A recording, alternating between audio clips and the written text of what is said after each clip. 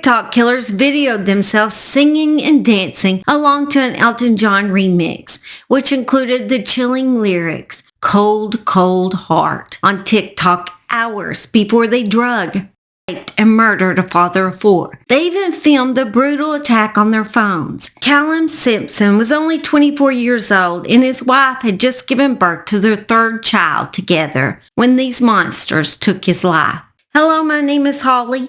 Welcome to the Murder She Shed. Make sure and smash that subscribe button, that one down there, so you can find me again in this big YouTube world. A girl can get lost in here, and I often do. So smash it, please. I want to say this before I begin this case. I do have another channel called Strange She Shed, and well, maybe I just should call it Stupid She Shed, because it's just me acting dumb and young, or young and dumb, whichever way you say it. And, well, anyway, that's beside the point, and not what I wanted to say at all. What I was saying is if you subscribe to that channel, you may have noticed no content lately. That is because I have no time for that channel currently, as I am babysitting my little bitty granddaughter a lot and had to make some sacrifices. So that channel is on hold for now. I do apologize. To be honest, if I ever got that channel monetized, I probably actually would make more than I do on this channel. YouTube basically demonetized probably half of my videos on this channel because it's true crime and it involves children too. And YouTube does not want to talk about those two subjects. I mean, I went to church last Sunday and some guy walks up to me and hands me $100 and said, "God said give this to you." At this point, God even feels sorry for me. I work hours and days on videos that I put on this channel. YouTube tells me, nope, you're not gonna make no money. Anyway, I say all this to say this channel will be the only one I have content on for a bit. Even though I am broke, I will faithfully carry on telling stories of people who no longer can tell their story. This case takes us to Glenrothes, Scotland. Glenrothes is considered a clean, healthy, and safe place to live. Calum Simpson believed it was a perfect place to raise his children. He met the love of his life when he was only 18 and attending Fife College. Bobby Cohen was 17 when she attended a party and met handsome Calum. They moved in together when Bobby became pregnant with their first child. Calum found bar work, which Bobby said he enjoyed due to his love to be social. While she was carrying out catering jobs, they shared parental duties. He was a fun dad and can make anyone laugh. Calum, who was very trusting of people, enjoyed being social and having fun with everyone he met. That naive part of him would cost him his life. Dylan Bristol was 22 when he met 16-year-old Cameron Allen on Grindr.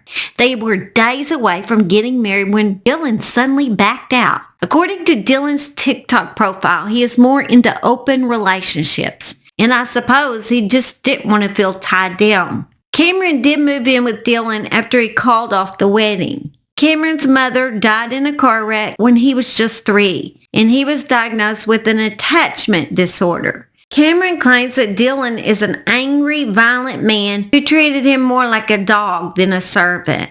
Dylan had also been in trouble in the past. Dylan had previously spiked the drink of a lady with diazepam in 2018 and placed tablets in the mouth of another without her knowledge, which she drank, and it left her feeling dizzy and spaced out at his home. He had also assaulted 2 police officers in the past. Even with not a perfect past, Cameron was still drawn to Dylan, and the two became a couple, well, that really shouldn't be together because it would lead to no good. The couple would often make TikTok videos together while high and drunk. On November 1st and 2nd in 2021, Cameron and Dylan had been on Grindr trying to recruit another man to join in a threesome with them.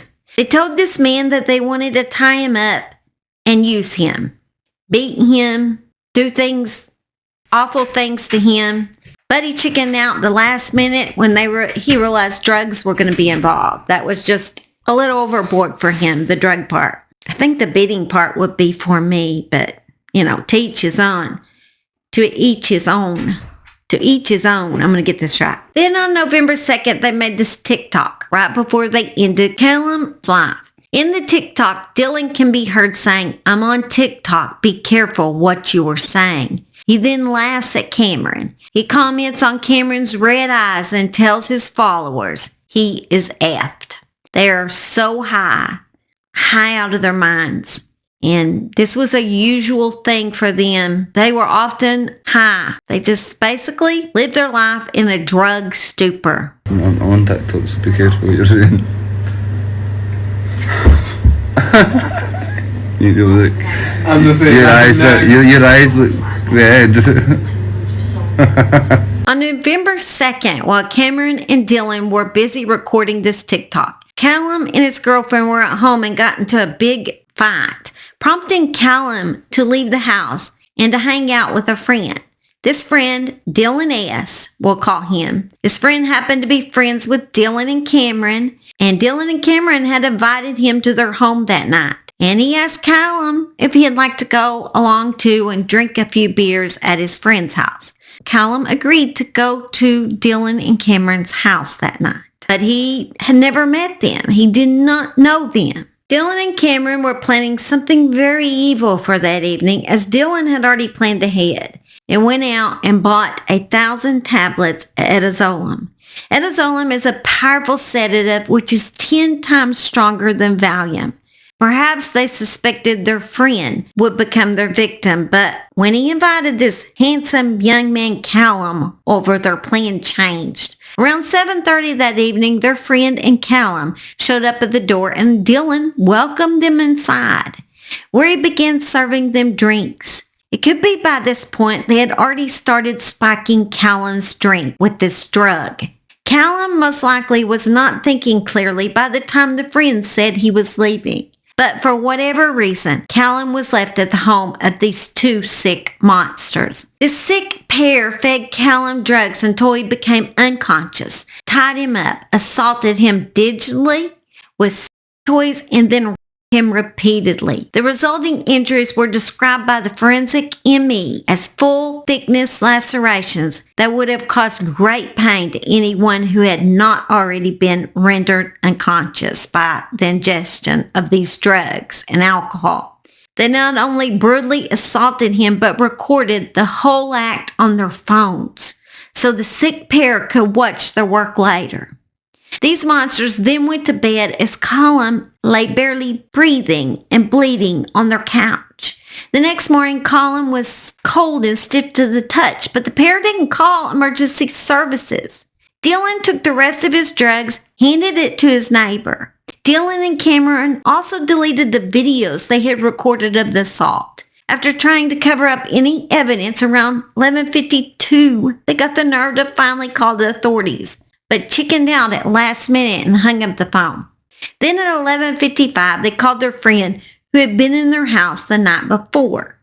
After talking to him at noon, Dylan finally completed his call to emergency services, but it was way too late. Calum had been dead for a while. In the interview, Dylan was trying to say that Calum had been a willing participant until the police were able to recover videos of the assault and then knew the truth. Dylan and Cameron had violently this young father as he lay unconscious and dying.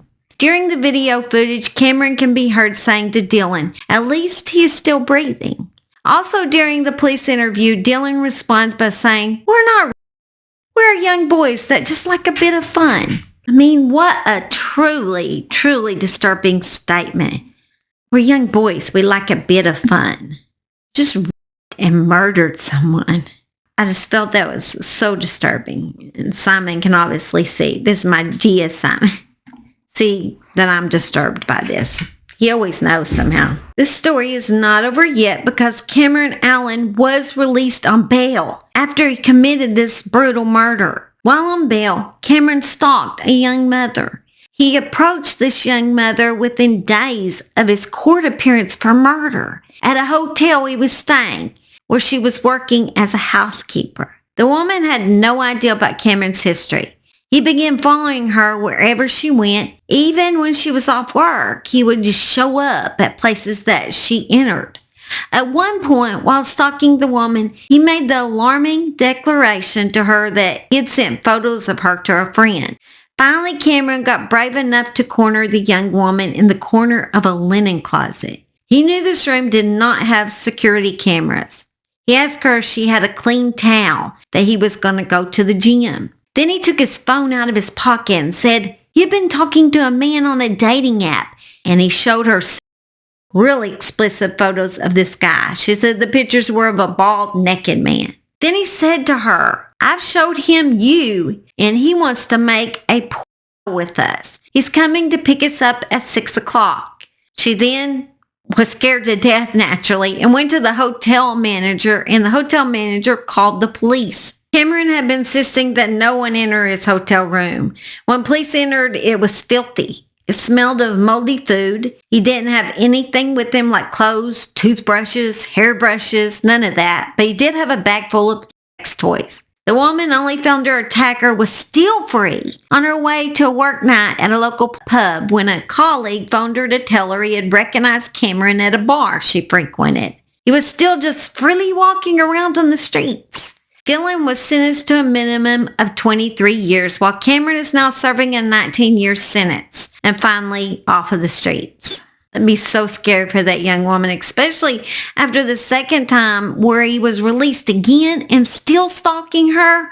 And she knew his history at that point. Can you imagine? That's just awful. Bobby Cohen, Calum's girlfriend and mom to his 3 children, said, "I want Calum to be remembered for the kind, loving person and amazing father he was. Calum, may you rest in peace forever and ever." Anyway, Simon will probably want to tell you bye. He's laying behind me. You can't see him, but he's back there. He's trying to be nice, and he makes an appearance every once in a while, and here he is. All right, you want to tell him bye? Get up here. Say bye, we love you. We'll see you next time at the Murder She Shed. You always got your back turned. When are you going to actually stare at him? Let me see if I can turn you around. Dance this way. Dance. Follow Mama's chair. Dance this way. Dance this way. Not cooperating. Okay, now look that way and say, "I love you." See, I love you. I love you, and I want my mama. I want my mama. Well, now that all that happened, we'll go do something fun. What do you want to do? I know what you want to do. Sit.